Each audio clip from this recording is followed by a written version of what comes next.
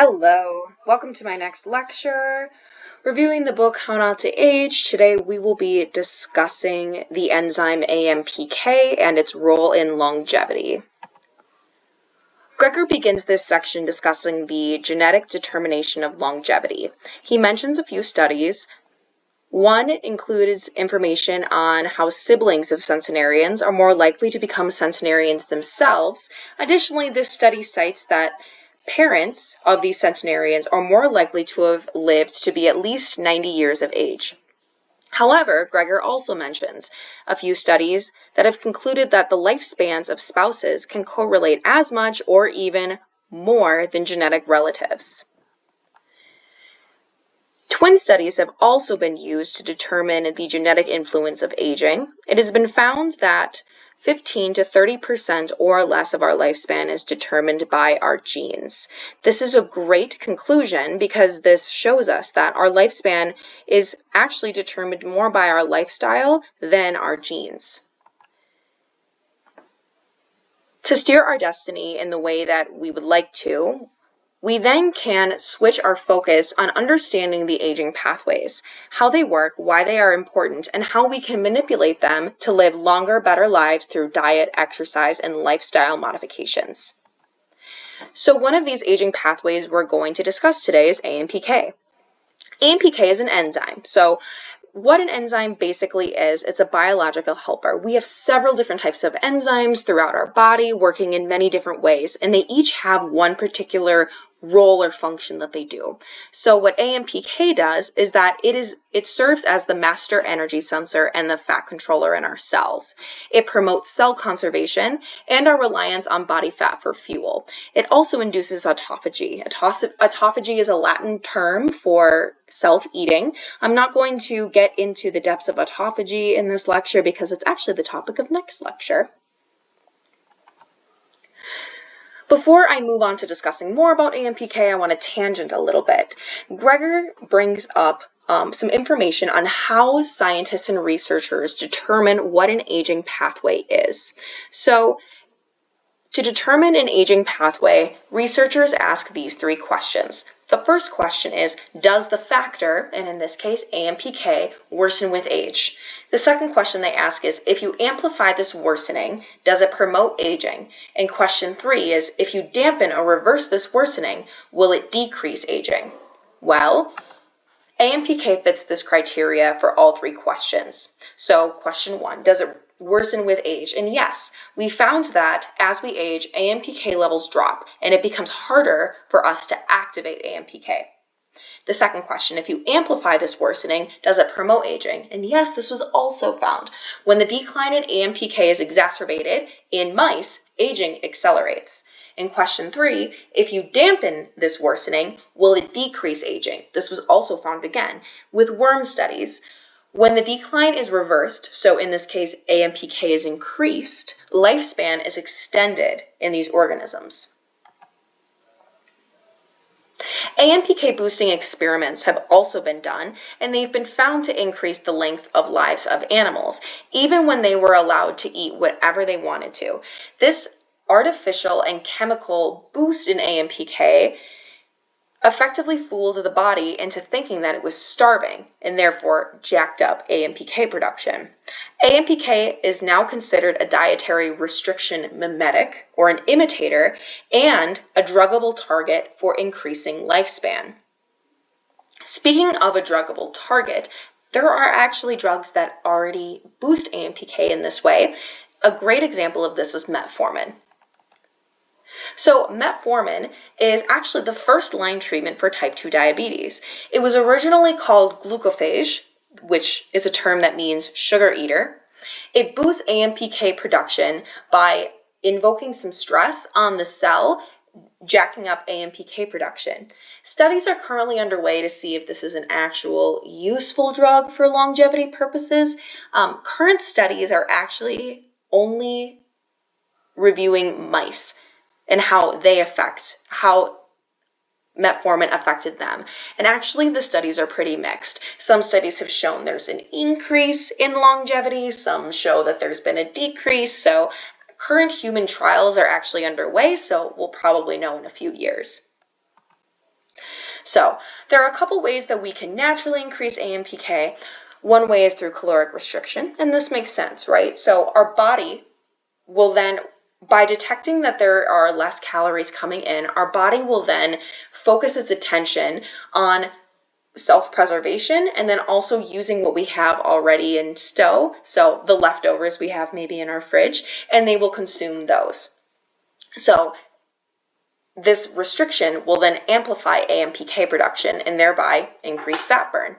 Another way that AMPK can be increased is through exercise. And Gregor mentions a study where the researchers made participants cycle on bikes, and within 20 minutes, they found a tripling of AMPK production in the individual's muscles. And this may be why exercise can equal weight loss. Speaking of weight loss, I want to quickly talk about mitochondria and its relationship with AMPK. So as we learned in school, mitochondria are the powerhouse of the cell, and they actually are. So mitochondria are where fat is burned most often in the cell. AMPK increases this fat burn. So not only does it increase the fat burn, it's been found that AMPK builds more mitochondria to increase this fat burn. So it not only regulates the power plants, but it also builds more power plants to let us burn more fat. It's been found in this aging research that a loss of mitochondria function can increase aging. And this was proven in a really interesting study where they took human cells in a petri dish, and they had one group of cells where they injected healthy rat mitochondria. This was to represent healthy human mitochondria into a cell. They found no change in the human cells. However, in the second petri dish, they took human cells and they injected old rat mitochondria into these cells. So these old rat mitochondria were supposed to replicate older centenarian mitochondria. And not only did they find degeneration of the mitochondria from the normal human healthy cell, they also found degeneration in other areas of the cell as well.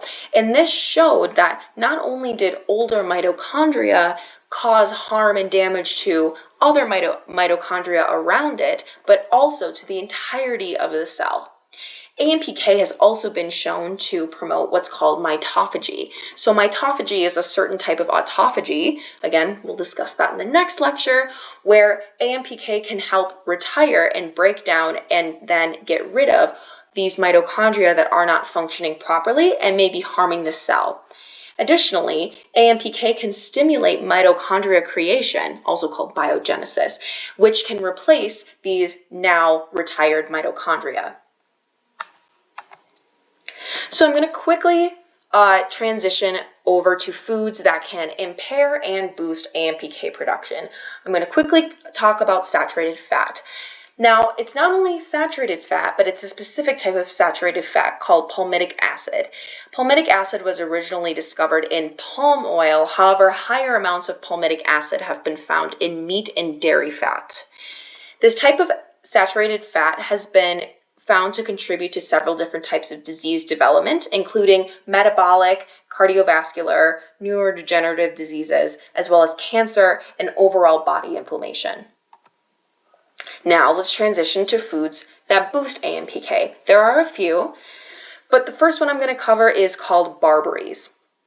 Barberries are a Middle Eastern berry. They're known in Middle Eastern and Eastern medicines for their antioxidant effects. They're actually growing well in popularity right now for a lot of these effects. The active chemical in barberries is called berberine. Berberine activates AMPK through a process called hormesis. I will help you never forget hormesis after this lecture. So hormesis is the scientific version of what we call what doesn't kill you makes you stronger. So hormesis through AMPK activation basically causes stress on the cell. So when you ingest something like berberine, it causes stress on our cells. This hormesis then amplifies our cell's ability and the stress, increasing our AMPK, and then it leads our cells to increase the AMPK after we consume the berberine or another AMPK boosting food. It's suggested that we take according to Dr. Gregor, around 1 teaspoon twice a day. The whole berry is preferred because, unfortunately, some researchers reviewed several different types of berberine supplements. Unfortunately, around 60% of them were found to not have the levels of berberine that were promoted on their bottles. Additionally, Dr. Gregor mentions that pregnant and nursing women should not be taking barberries or berberine. The reason is that this type of stress on our cells through hormesis is great for, normal, healthy humans. Not so great in growing and developing fetuses or young infants. So something to keep in mind. The next type of food that we're going to discuss is black cumin. So 1,000 published papers have cited the benefits of daily black cumin consumption. It is recommended by Dr. Gregor, around 1/4 teaspoon daily. This spice has been found to do a myriad of different things in our promotion of health, including lowering inflammation markers, improving inflammatory conditions like asthma, rheumatoid arthritis, and it may work in kidney stone reduction and menopause symptoms. The next type of food, or tea in this case, is hibiscus and lemon verbena tea. What I've read and researched from Gregor's other videos that he has on his website is that it's not just hibiscus and lemon verbena tea, it's really just hibiscus tea in general. There's a lot of different teas called like zinger teas. These are all hibiscus based and they've all been shown to have these amazing benefits that hibiscus and lemon verbena tea can have. So hibiscus tea, black cumin, and berberine or berberine, they all work in the same way by inducing this stress on our cells that jacks up AMPK production. Addition to AMPK production, hibiscus tea works great at lowering LDL cholesterol, improving blood sugar levels, improving artery function, and may lead to weight loss.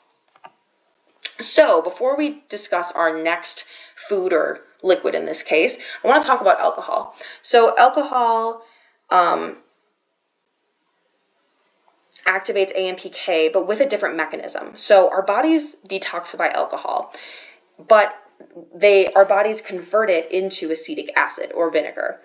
It must use energy to metabolize this alcohol, so this activates our AMPK. However, before alcohol is converted into acetic acid or vinegar, our bodies first convert it into acetaldehyde. Acetaldehyde is a carcinogen, it causes cancer, and it may be why alcohol consumption has been linked to increased risks of several different types of cancers. However, vinegar consumption has been shown to be effective in amping up AMPK without the side effects of acetaldehyde. So acetic derives from the Latin term acetum, which means vinegar. And vinegar is just diluted acetic acid in water. And when consumed, acetic acid is absorbed and metabolized, giving a boost of AMPK. I go through the steps on how this works. It's kind of complicated, but I'm trying to simplify it as much as possible. So step 1, we drink the vinegar or the acetic acid. They're synonymous at this point. So how vinegar works is it stops this process in our body called gluconeogenesis. Gluconeogenesis is a term that literally means sugar, new, create. Our body has this cool mechanism where if it detects that there are not enough carbohydrates for it to properly exist on, it will take protein and fat in our body. It will then do some great construction work and convert protein and fat into new carbohydrates. Wild. So when we drink the vinegar, it halts this ability for our bodies to create new carbohydrates made from protein and fat. So our gluconeogenesis decreases. Because there is a decrease in gluconeogenesis, there is now a decrease in the creation of new carbohydrates in our body. Our blood glucose levels decrease because new glucose is not being made. Because new glucose is not being made and our blood glucose levels decrease, this causes stress on our cells because there's not as much nutrition, and then our AMPK levels increase. And this promotes the burning of fat for energy. Pretty freaking cool. Now, if you don't like consuming vinegar, just in a drink, you can work from the bottom up by increasing your intake of whole plant foods. And you can do this through what's called fermentation. So when we eat, whole foods, particularly lentils, chickpeas, and whole grains, when we consume these, fermentation by our gut bacteria in our colon produces vinegar. Around 30 grams of fiber has been shown to create around 4 tablespoons of acetic acid. Unfortunately, some of it gets flushed, so around 40% is reabsorbed into our bloodstream and then works through the rest of our cells. So some fun facts and tips that Dr. Gregor mentions in this section is that studies have been done on our fossilized feces. He calls it paleo poo. And it's been found that our ancestors may have consumed up to 100 grams of fiber daily, and this is 5 times more than modern humans are currently consuming. This proves that a very high fiber diet is a natural and normal process, and our bodies can handle it. However, he does warn readers to not just expect by increasing your fiber supplements will have the same results. And the reason is because our gut bacteria won't eat fiber supplements. They will, ferment the fiber, but they don't get anything out of it that will create this amount of acetic acid. So, before I conclude, I want to just summarize my lecture. So, AMPK is an enzyme. This enzyme increases our ability to burn fat. It also promotes mitochondria health, and mitochondria are where our fat burning occurs in our cells. AMPK is a pathway to aging because, number 1, AMPK levels drop as we age. Number 2, AMPK declines accelerate aging in mice. And then when AMPK is increased, it causes a lifespan and extension in worms. A couple ways to improve AMPK activation are 1, caloric restriction, number 2, exercise, number 3, dietary additions that I mentioned, and then number 4, medications if prescribed for your specific disease. Dietary considerations that Dr. Gregor mentions in this section include perhaps increasing your daily consumption of barberries, black cumin, hibiscus tea, vinegar. Please don't drink it straight. The acidity is very harsh on your teeth. Dilute it in water or tea, or increase your fiber intake from whole plant foods.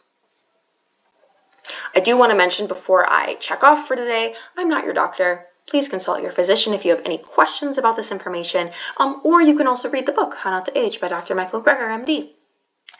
All right, thanks for joining me. The next lecture I will be discussing autophagy. I'm very excited for this. I hope you enjoyed today's lecture, and I'll see you later. Bye-bye.